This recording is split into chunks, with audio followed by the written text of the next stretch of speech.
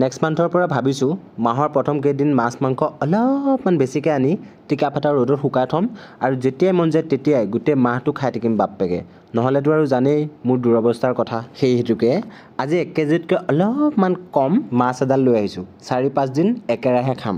মাছখিনি ধুনীয়াকৈ পৰিষ্কাৰকৈ ধুই নিমখ হালধি পৰিমাণমতে দি সানি লৈছোঁ। জিকা কেইডালমান ফ্ৰিজত বহুত দিনৰ পৰা সোমাই আছিল আৰু এচিটা ৰঙালাও ফ্ৰিজটো খুলি লেবেলটো দেখাই উলিয়াই আনিলোঁ। ভাবিছোঁ আজি ৰঙালাও আৰু জিকাৰে মাছৰ তৰকাৰী এখন বনাওঁ। এহাতে পাতি দিলোঁ মোৰ বগী কেৰাহীজনী আৰু গৰম হয় মানে পাচলিখিনিও কাটি যোগাৰ কৰি লৈছোঁ। কেইবাদিনো হ'ল অবিবাহিতা গাভৰুৰ লগত আদান প্ৰদান বন্ধ হোৱা। ভাবিছিলোঁ এইবোৰ আনা নিয়া দিয়া কেতিয়াও নকৰোঁ। কিন্তু কেৰাহীত তেল দিব লওঁতেহে মনত পৰিল যে তেল অলপমানহে আছে।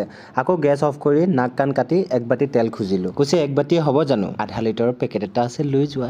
মই বোলো নালাগে দিয়া অলপমান দিলেই হ'ব। ইভিনিং বজাৰ কৰিমেই নহয়।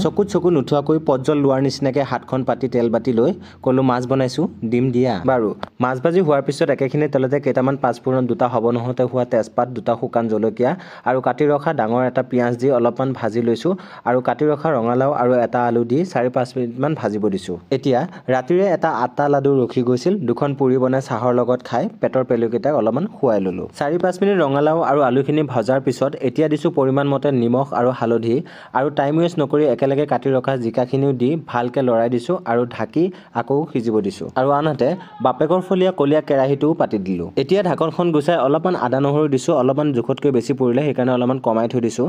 ভালকৈ সংমিশ্ৰণ কৰি আকৌ ঢাকি থৈ দিছোঁ।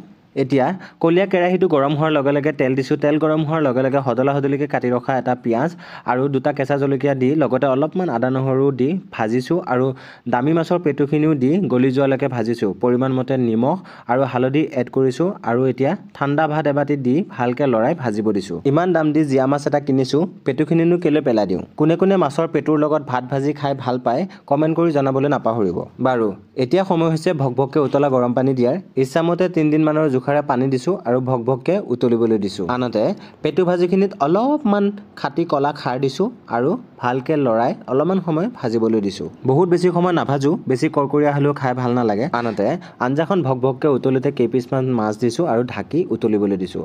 আনহাতে মোৰ জন্মগত পেৰালাইচিছ কুকাৰটোত ভাতটো পাতি দিলোঁ আৰু এইফালে মাছৰ তৰকাৰী ৰেডি হৈ গৈছে আৰু কুকাৰটোতো চিটিটো মৰুৱাই ল'লোঁ। এতিয়া ভাবিলোঁ কুকাৰৰ ঢাকন খোল খাই মানে পাঠক ছাৰে দিয়া আয়ুৰ্বেদিক দৰৱ পালি অধৰৰ চেপত ভৰাই ওজনটো কমাই আহোঁ। তাৰপিছত ঈশ্বৰক সেৱা কৰি অন্নমুঠি গ্ৰহণ কৰিবলৈ লৈছোঁ। চাওক এতিয়া মই পৰিৱেশন কৰিবলৈ লৈছোঁ। এহাতে লৈছোঁ কলিতা চাউলৰ ভাত, এহাতে লৈছোঁ কলিতা চাউলৰ লগত মাছৰ পেটু ভাজি আৰু 1 বাতি জিকা আৰু ৰঙালাও মাছৰ ঝোল লগত 1 পিচ ধুনীয়া মাছ। খাবলৈ যে কি আল্টিমেট হৈছে। আৰু আজি আমি একেলগে খালোঁ ভাত সাজ।